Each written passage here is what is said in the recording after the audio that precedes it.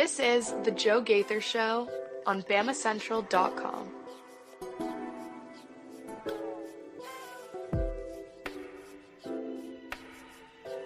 Good afternoon, Tuscaloosa, Internet World, West Alabama. How are we doing today on this Thursday? Welcome in. You're watching the Joe Gaither Show on BamaCentral and BamaCentral.com. I, of course, am Joe Gaither. You're checking us out on the BamaCentral YouTube channel or right there on my own social media machines at Joe Gaither6 on Facebook, Twitter, and YouTube. We appreciate everybody who's found me on your own favorite social media machines at Joe Gaither6.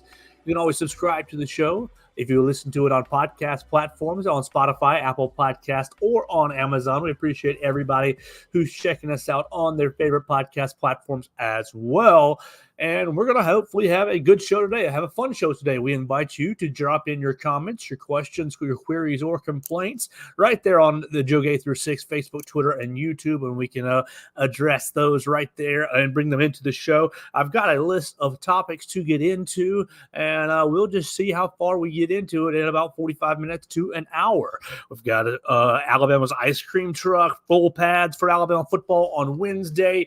You've got expectations for the scrimmage on Saturday. What are your expectations? I actually watched the Lank documentary today, so I've got thoughts on the Alabama football Lank documentary that was put out, I believe it was last Friday or Saturday was when it was put out on Alabama football's YouTube channel. So there's a lot to get into, the offensive line, and of course everything that we saw yesterday in our 20-25 minutes of practice viewing.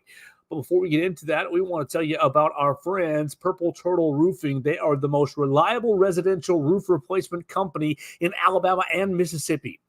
Whether it's addressing leaks, storm damage, or general wear and tear, Purple Turtle Roofing is going to be there to deliver exceptional roof repair for your property. Purple Turtle Roofing is the leading expert in local residential roofing solutions, specializing in providing unparalleled service and quality craftsmanship for all your roof replacement needs. Call Dustin Foley and his team today at 877-PT-ROOF-5 for your free roof inspection. That's 877-787-6635 to schedule your appointment, and one of their qualified employees will come check out your roof for free and make sure that you're prepared for any and all of life's storms. You can visit them online as well at www.roofturtle.com. We appreciate Dustin Foley and Purple Turtle Roofing for sponsoring the program. If you want to get in touch and sponsor the program, you can always shoot me a direct message on whatever your favorite platform is. What do we want to start with, though? I've got SEC injury reports. I've got Hey Coach thoughts, Hey Coach announcements, and Alabama CTSN announcements, Alabama's ice cream truck, full pads on Wednesday, scrimmage on Saturday, Lank documentary, offensive line notes, and give me my money. Little memes going around in the SEC. Why don't we start with Hey Coach, as that'll be the easiest and most logistical thing to get into. If you guys listen to Hey Coach, and we did listen to it on Thursday nights when Nick Saban was doing Hey Coach over at Baumhower's Next to Campus, it will still be at Baumhower's Next to Campus with Coach Kalen DeBoer, but it will not be on Thursday nights. It'll be Wednesdays. It's going to be moving to Wednesdays. Coach Kalen DeBoer is going to be there. He will have a player with him as well. What are these all specifics? Okay, Crimson Tide Sports Network. Hey, Coach is moving to a new day and time. It's moving to Wednesdays at 6 o'clock. Instead of what was it? Was it 6:30 before? Yeah, it was 6:30 to 8 before. Now it's going to be 6 to 7:30 on Wednesday nights. It's going to be Coach Kalen DeBoer. It's going to be a student athlete, and you're going to have Chris Stewart hosting the festivities. Obviously, you all remember Eli Gold was hosting Hey Coach before his retirement. Now it'll be Chris Stewart along with Kalen DeBoer and a select student athlete. That'll be starting, the first Hey Coach that will air on August 14th. So what is that, next week? Ooh, next Wednesday. That'll be it. Next Wednesday, we will hear Hey Coach for the first time. But Kalen DeBoer's first appearance is going to be the 28th, 2 weeks after that. So 3 weeks from now, on August 28th, will be Hey Coach, the first Hey Coach edition with Kalen DeBoer. All right, as far as radio broadcasts, if you're listening to the little devices in the stadium, or if you're just driving around while the game is going on, or you are not by a TV, or if you just like to listen to it while watching the TV, obviously you all know the big change for the radio broadcast is going to be Chris Stewart replacing Eli Gold, and he's going to have Tyler Watts doing the color. But this year, instead of Christian Miller down on the sidelines, and they have Christian Miller for the last 2 seasons. Well, and there's been a couple other former players mixed in as well. But instead of Christian Miller this year, they're changing it up. Damian Harris just retired from the NFL. And so Damian Harris is going to be taking over sideline duties this year. So you can let me know your thoughts on the new radio broadcasting team for Alabama football. Chris Stewart, Tyler Watts, and Damian Harris. Personally, I'm very, very excited about Chris having the job. I don't really have any positive or negative feelings about Tyler Watts having the job over John Parker Wilson. Obviously, John Parker has stepped into other business adventures, and we hope that he's doing well with that. But with Christian Miller, I loved him. I thought Christian did a great job on sideline duties. And we've had Christian on the show once before. We hope to have him on in the future. But I love Christian Miller on with sideline duties, and I don't know if he was just too busy for it this year, or if they saw an opportunity to have Damian Harris just recently retired from the NFL. Obviously, his time with the Patriots and the Bills, I believe he retired this offseason. So I don't know if they just saw a chance to mix it up or not. But we're moving into the Damian Harris direction on the sidelines. Makes me a little disappointed just from a personal standpoint, but we'll see how Damian does. I'm sure he will do well on Crimson Tide Sports Network, and I'm sure you guys will enjoy listening to all of their coverage on Saturday. So mark your calendars, new date, new time for Hey Coach. You're going from Thursdays to Wednesdays. You're going up by a half an hour. It's going to be 6 to 7:30 instead of 6:30 to 8. That'll be on Wednesdays. The first one next Wednesday, but it'll be August 28th before Kalen DeBoer and his first student athlete is on the show. Will his first student athlete, will it be Jalen Milroe? Will it be Malachi Moore? Or will it be Tyler Booker? You guys can let me know your thoughts, but I think it'll obviously be one of those three going to Baumhauer's with Kalen DeBoer on August 28th. That'll be game week. So disappointed about some of the changes, but some of the other changes are just details and logistics, and that's just the way that life is, always changing details and logistics. Let's move into another big picture topic before we dive into really Alabama specific football fall camp topics.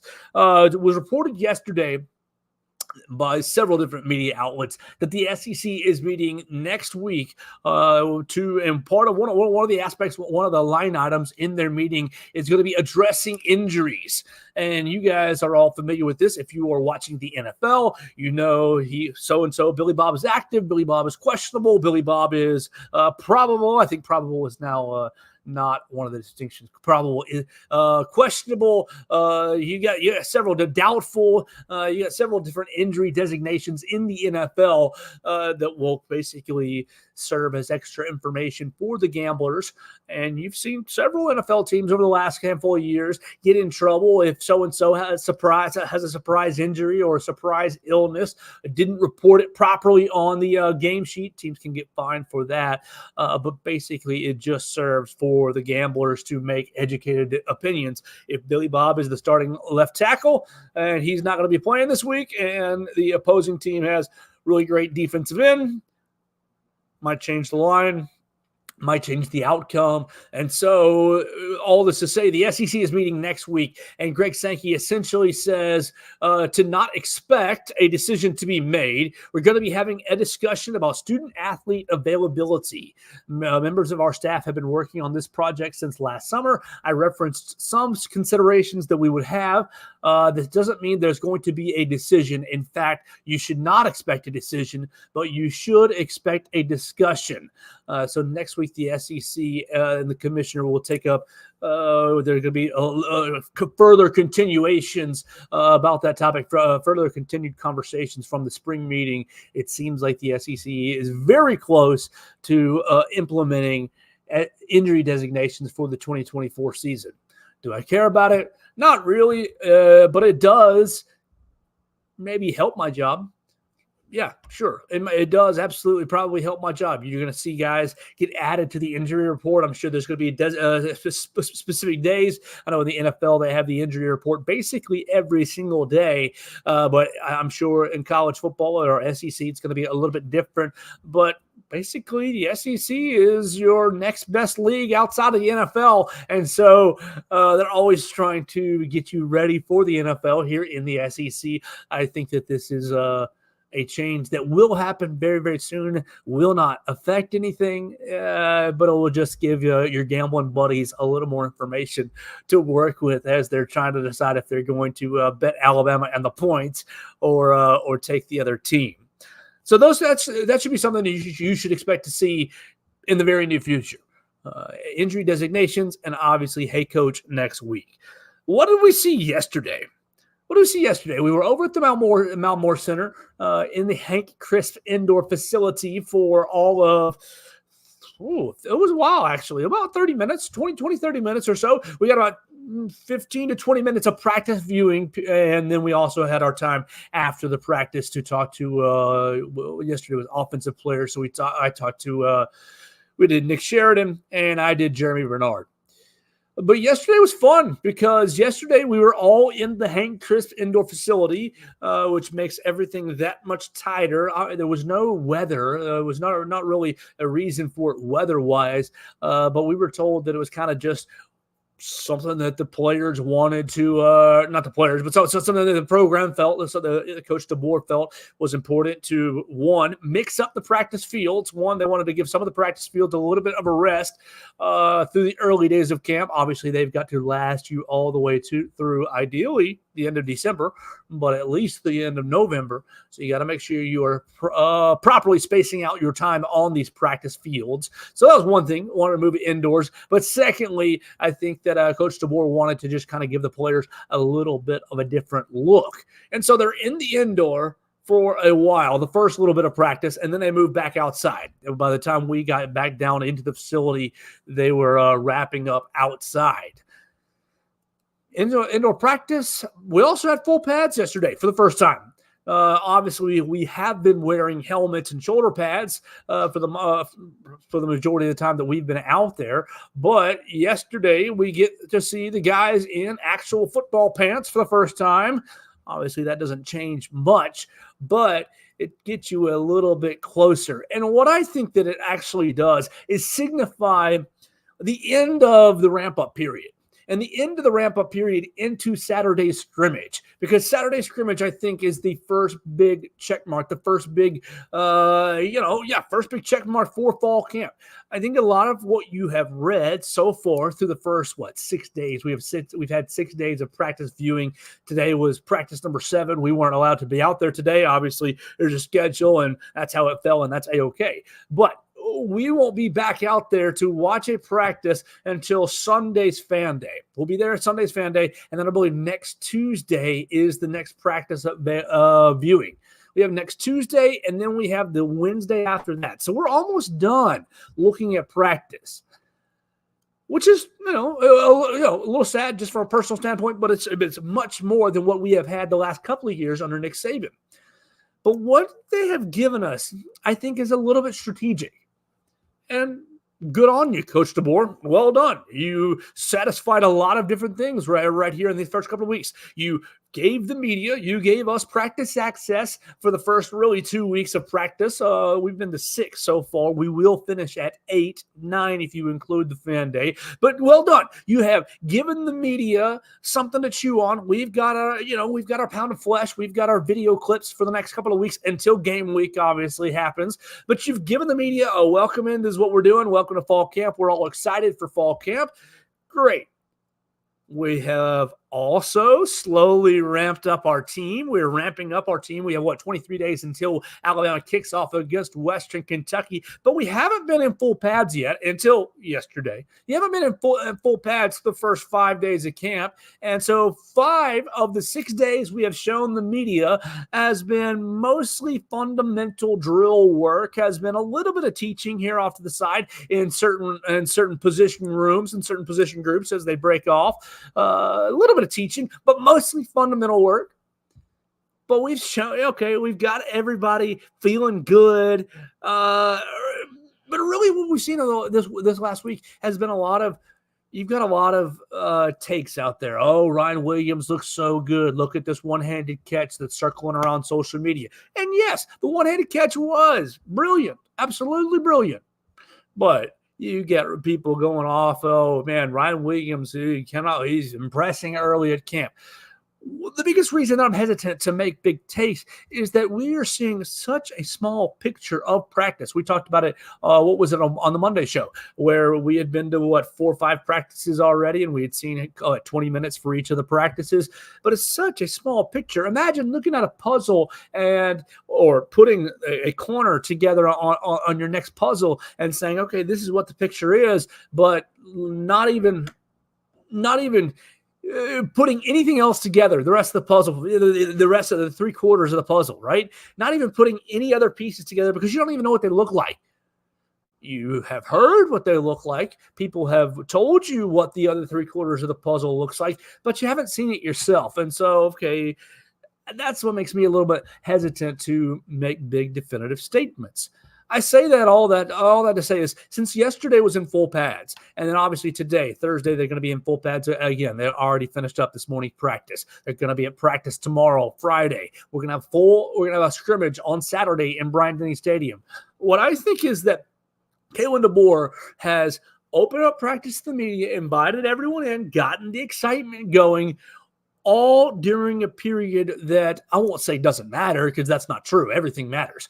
But during a period that essentially is hey, guys, welcome back in from summer camp. Hey, guys, welcome back to football. Obviously, it's going to be physical, but it's not going to be as physical as it'll be in 23 days in Bryant-Denny Stadium against Western Kentucky. It's not going to be as physical as it'll be, September 28th against the Georgia Bulldogs. We are easing into this. If you all played high school football, they call it the acclimation period. Oh, you can't do full contact because you got to go through the acclimation period. Make sure everybody is acclimated to the heat and acclimating to the equipment. Everybody has the right equipment on. Everybody's feeling comfortable. What we just got to see was media availability for 5-6 days during the acclimation period.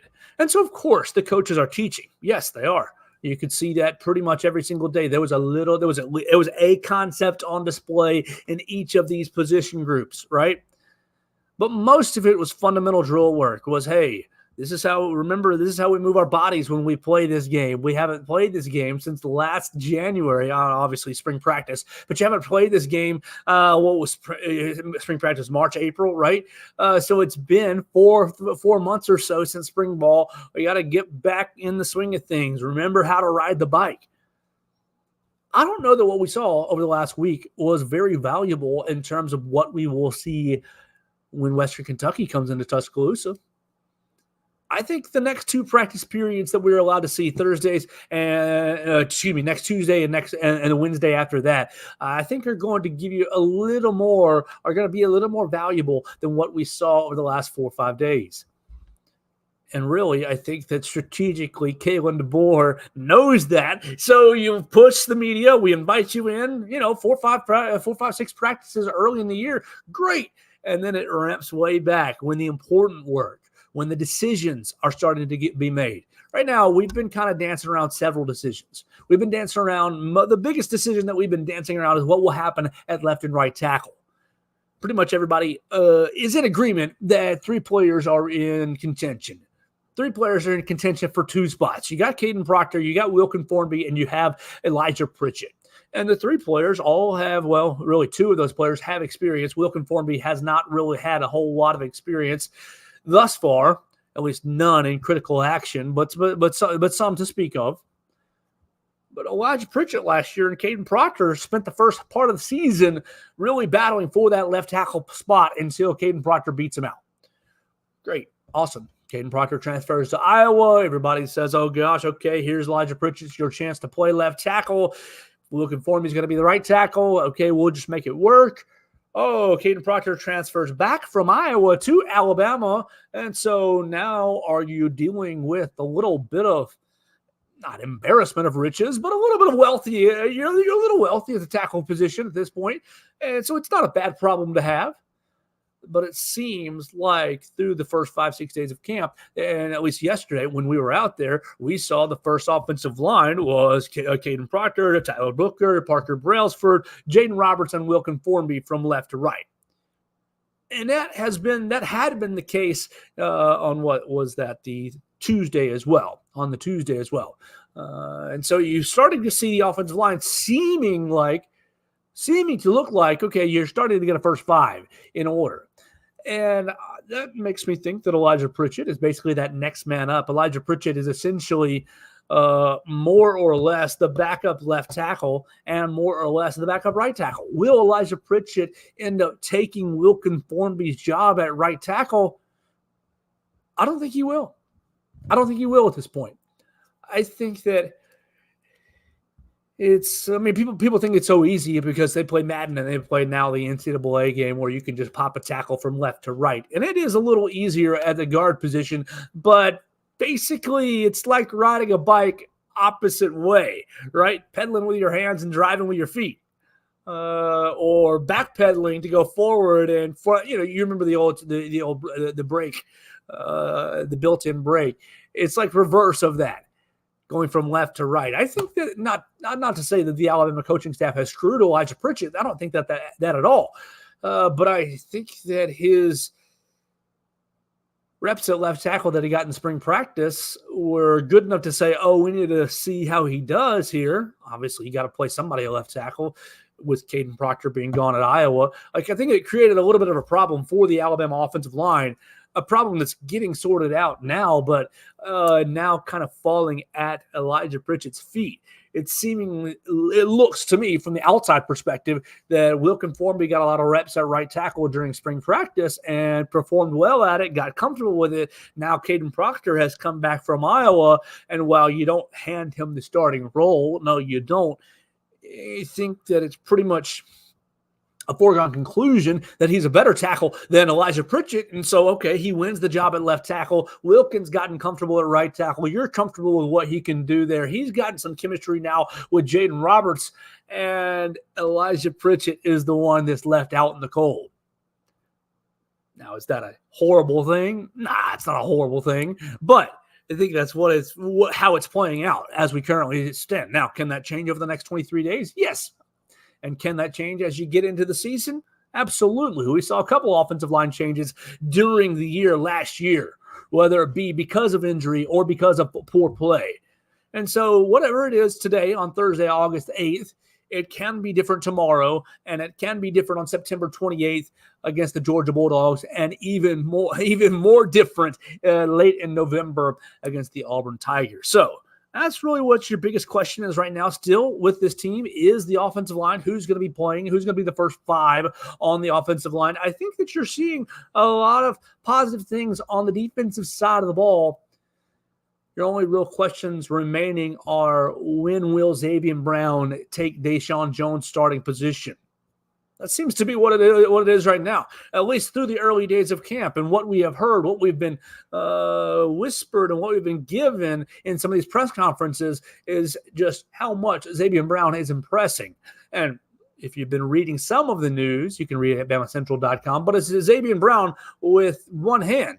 Xavier Brown has got a little club or a wrap on his hand over the last 2 days in practice, but has still been participating. And you saw him during Alabama spring game play very well for a freshman. I think it's just a matter of time for that young man before he takes a starting job. And it seems like it's going to be Deshaun Jones' starting job. Not that Deshaun is locked in or that he's bad by any means, but it just seems like Xavier Brown is going to be on the field, is going to carve himself out a role on this team. And it seems like Damani Jackson is another player pretty much locked into a starting role. So that's why I say Deshaun Jones starting position. And so it's Xavier Brown, Damani Jackson kind of shoring up that back end. I don't have a whole lot of questions on the defensive side.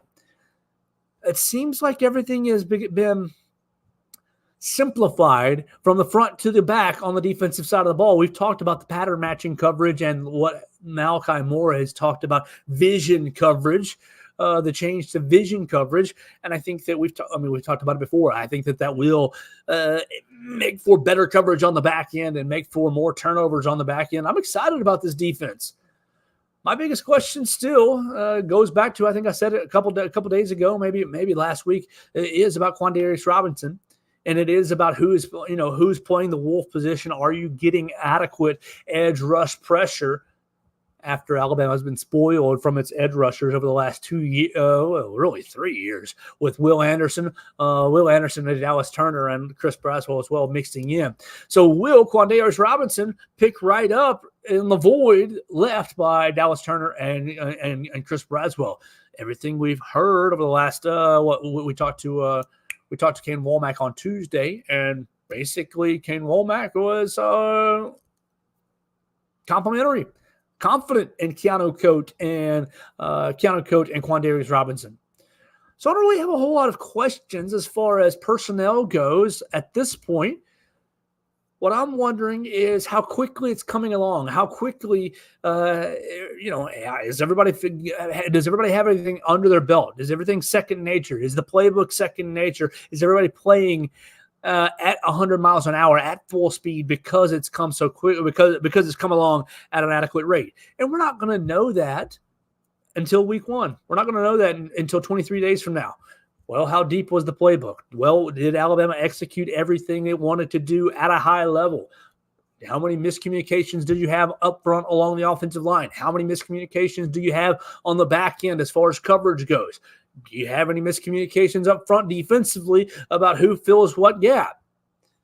Those are questions that won't be answered until there's live football, and that's my biggest question with this new staff is how quickly and how effective are they at teaching the new scheme and getting it drilled into the players and having it translate onto the field at a high level. So that's something we won't know for another 23 days. One thing that was fun on Wednesday was we're hanging around waiting on offense. We're waiting on Nick Sheridan, waiting on Jeremy Bernard. We talked to a lot of the offensive players. We talked to Jam Miller and CJ Dupree. Those conversations can be found on the BamaCentral YouTube channel. We encourage you guys to subscribe to the BamaCentral YouTube channel for all of those interviews. But we're hanging around there on Wednesday, and all we hear in the background, in the background, over and over and over.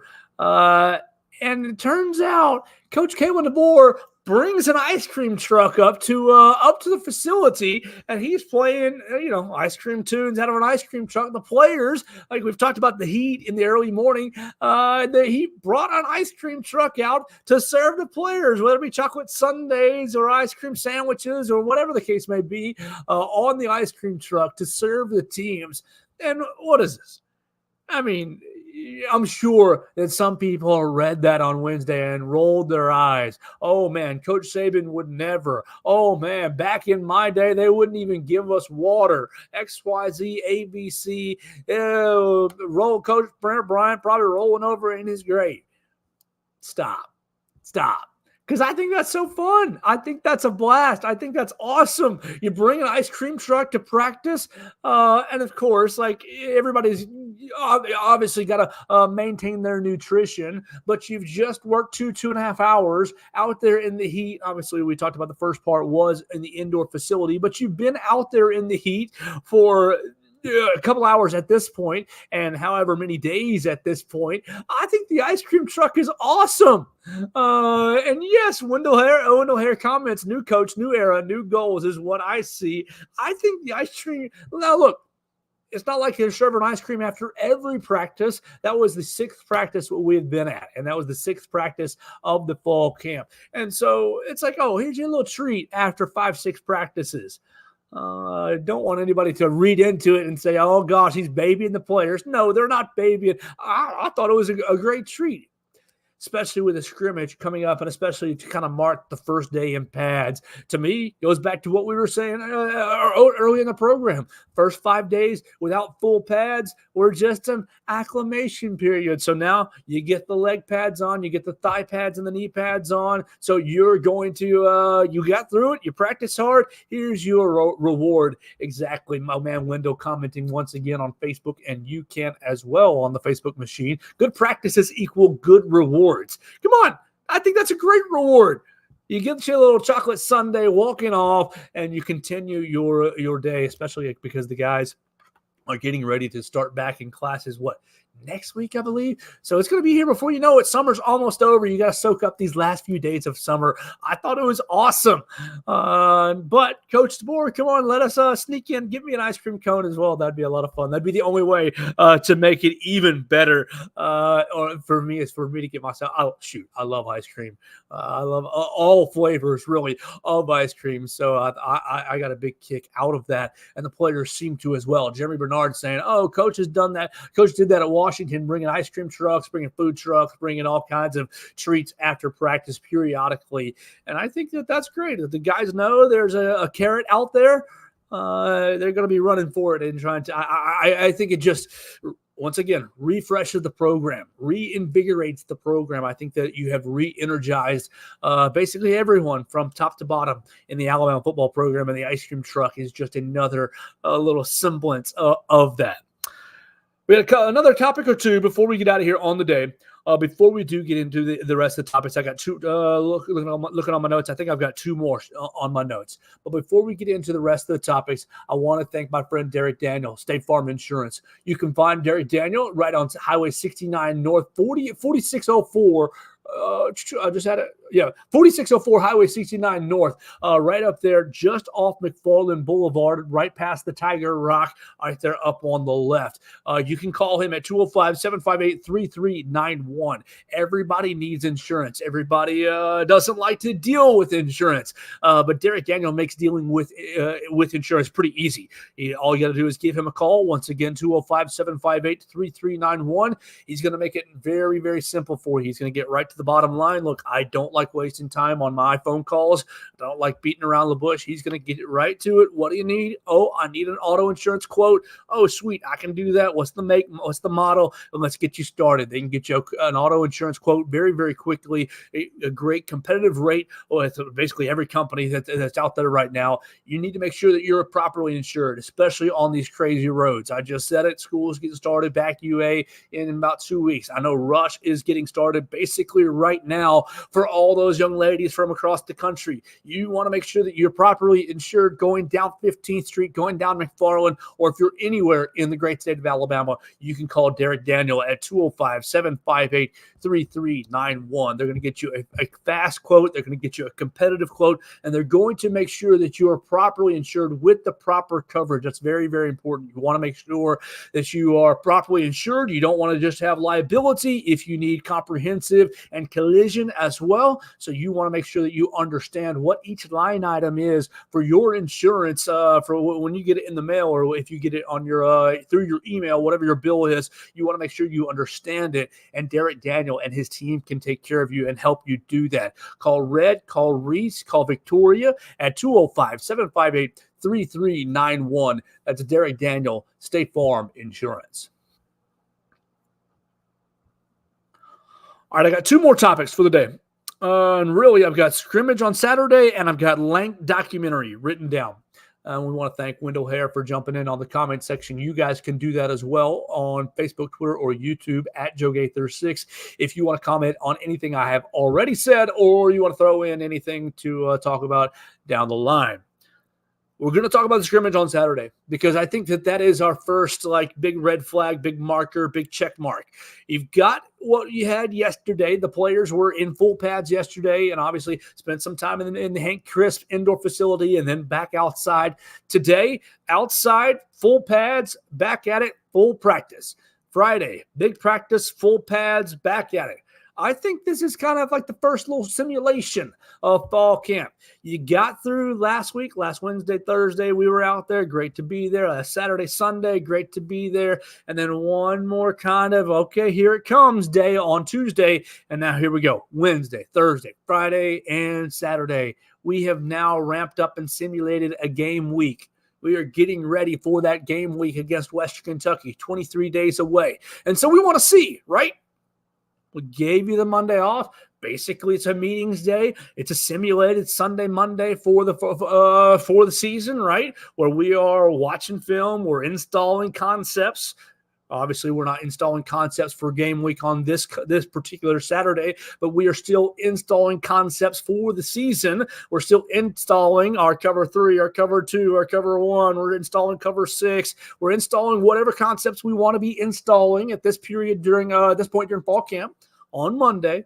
And now we're coming out on Tuesday. We want to see if you can take the Monday meetings, right? Can you take the Monday meetings out onto the field? And now on Wednesday, you've been acclimating to the heat. You've been acclimating to the physicality. You now know the drills. You know the order of practice. You know what's expected of you when the whistle blows and when the coach says left, you go left. You know the order now. Now we're in full pads. Wednesday, we're having some physicality. Some guys are going to the ground. We're actually having a tackle or two. A couple live periods of real football. I think you're simulating a game week right here. And so Saturday, you want to see the guys respond to that simulation. You want to see the guys respond to the simulation on Saturday with an efficient practice. Now, look, will mistakes happen? Yes, they will. Mistakes will happen on Saturday, but that's exactly what you want to see. You want mistakes to happen. You want mistakes to happen to be of the extra effort. You want holding calls. Maybe if you want to be dealing with false starts, right? We want to be dealing with false starts, ironing those out. We want to be dealing with offside penalties. We want to be dealing with pass interference penalties. That's what you want to be dealing with. You don't want to be dealing with mental errors, 2 guys blocking the same guy, right? We don't want to be leaving busts in the secondary. Now, those will happen on Saturday. They will. It's no problem. You're going to have a bust in the secondary. Jalen Milroe is going to drop one deep to my man Ryan Williams on Saturday. And everybody's going to ooh and ah. You're going to hear, oh, Ryan Williams catches deep touchdown pass over whoever. Name your cornerback. You're going to have a mistake on Saturday. But that's okay. Exactly like Wendell says, mistakes create coaching points. You want to know who knows what right now. Right? Like I said, you got 23 days until you play against Western Kentucky. It's okay not to know everything, but you need to know who's actually picking it up and who's falling behind. If the player's falling behind, you can deal with that, but are you staying in the ballpark, right? Do you know most of what we've taught over the last week and a half? Have you studied your playbook at all during summer, right? Or are you just completely lost? Did you miss the exit and you don't know your way to the stadium? That's what you want to find out on Saturday. Who's in the ballpark? Who is playing with great effort? Who do you need to maybe kick in the pants a little bit on game day to step it up? And who just doesn't know the calls at all? Who doesn't know where to line up? Who doesn't know their assignment at all? That's what you're going to find out. And Saturday's a huge day for that. I'm excited about what we will hear from Kalen DeBoer on Saturday. I expect you're going to hear from the podium how great everything was. And, we've got a few things to clean up on tape, but we're right where we want to be. I think that's what you will hear from the podium on Saturday. Now, does that mean that's exactly what the truth is inside the stadium? No. I think that there will obviously be things to clean up. I think some of those things to clean up will be offensive line blocking assignments. That's okay. It's no problem. The issue is you just don't want to have just everyone looking around. Everyone looking, coach calls a play call, it comes in, and only one guy on the field is directing all the traffic. You want to have somebody, and offensively, I don't think you're going to have that. Offensively, you got a guy in basically every room. Now, Austin Booker's not going to be out there on the field to help Jalen Milroe, but Jalen Milroe will be able to lean on Parker Brailsford, will be able to lean on Josh Cuevas and Jeremy Bernard, and those 3 guys will be in the huddle, and those 3 guys will be able to turn to their group and be like, hey, this is the concept. This is what we're running. You're going here. I'm going there. Let's go. Defensively might be a little bit more of a challenge. And that's where you're going to be really leaning on guys like Tim Smith, like Deontay Lawson, like Malachi Moore. Right through the middle of your defense, you've got the leaders at every level. And so it's going to be really important on Saturday to see how these leaders get everyone lined up. And, of course, you get a missed tackle, that's just what it's going to be. You still got to acclimate to actually tackling, to actually blocking, to actually shedding blocks, getting off blocks. And those are things that coaches will want to see. But you want to find out on Saturday, okay, what will that be 3 days from now? Are we really 20 days away? Are we really feeling good about ourselves 20 days away from that Western Kentucky kickoff game? And so I think that it sounds like, if you take everything that you have heard over the last week as absolute truth, then it sounds like the guys are right on track. We'll find out more. We'll be looking for any cracks in any of the dialogue on Saturday from Coach Kalen DeBoer. And, of course, you can follow that on the BamaCentral YouTube channel or right there on Alabama Crimson Tide on Sports Illustrated, powered by BamaCentral on your web browsers, as we will be all over this Saturday scrimmage. Last thing for the day, I just finished the Lank documentary. I watched it before the show. I had it on my note sheet. I said, well, I need to watch it before I talk about it.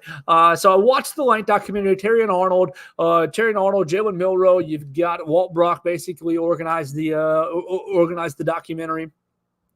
You had lots of guys in it. Courtney Morgan was in it. You had Nick Saban was in it. So you had lots of guys and support staff members were in it, talking about really the Lank movement from last year. And it was great. 25 minutes. All you do into YouTube, Lank documentary. It'll be the first thing that pops up. If you want to get even crazier, you can go to the Alabama football YouTube channel, their official YouTube channel. It's right there. Easy to find. 25 minutes of hearing Jalen Milroe and Terry and Arnold talking about really their origination of the Lank motto and really how Coach Saban helped them to come up with the motto and to adopt it as a team. And then it was interesting to me. I like money. It was very interesting to me to hear how they took it from, hey, this is just our team motto, into, oh, we're going to turn this into some money, some NIL money. We're going to make this profitable for us on and off the field. And look, I'm super proud of them. Just as an observer, I think it's very cool as an observer. Do I own any Lank merchandise? I don't, sadly. Sorry, Terry on. Sorry, Jalen Milroe. I haven't bought Alabama merchandise in, oh my gosh, 10 years or so, roughly. But I think it's very awesome. And I think that if I were to be buying something in the future, it would probably be a Lank shirt with a name and number on the back. My next favorite player or so. But I think the concept was great, and the documentary was really well done. It was interesting to me to see how the team really, like I said, took the Lank concept from the offseason in through the Texas game, in through the USF game, South Florida game, and then it really got things rolling and took off to the Ole Miss game, and then culminating after that Georgia SEC championship. And it's been cool to see how the other Alabama athletic departments have used Lank, and really to see how Jalen Milroe and Terry and Arnold have taken their little baby idea and turned it into just something of a concept, a movement, and also really a business idea. It sounds like they have made themselves quite a pretty penny off the Lank merchandise and off the Lank branding, and that's great. That's exactly what NIL was supposed to be for, as Nick Saban said in the documentary. So proud of those guys. That was a cool little 25 minutes of my time. I encourage you guys, if you're on YouTube, just pop it in Lank documentary. It'll be 20, 25 minutes of your time. You will get to know a couple of people from the new coaching staff in the new department. I obviously see a bunch of fresh faces and familiar faces from the Coach Saban regime as well. We're going to get out of here for the day, and as we do that, we want to thank our friends Purple Turtle Roofing once again for sponsoring the program. They are the #1 residential roof replacement company in Alabama and Mississippi. Whether it's addressing leaks, storm damage, or general wear and tear, Purple Turtle Roofing is going to be there to deliver exceptional roof repair for your property. Purple Turtle Roofing is the leading expert in local residential roofing solutions, specialized in providing unparalleled service and quality craftsmanship for all your roof replacement needs. Call Dustin Foley and his team today at 877-PT-ROOF-5 for your free roof inspection. That's 877-787-6635, or visit them online at roofturtle.com. Give them a call, schedule your free roof inspection. One of their qualified employees is going to come out. They're going to check out your roof. They're going to let you know what you need to make sure that you are up to date. Look, we've had a lot of storms in Alabama and West Alabama over the last week or so. So you want to make sure that your roof, one, handle the storm, storm, and 2, will be prepared for the next storm.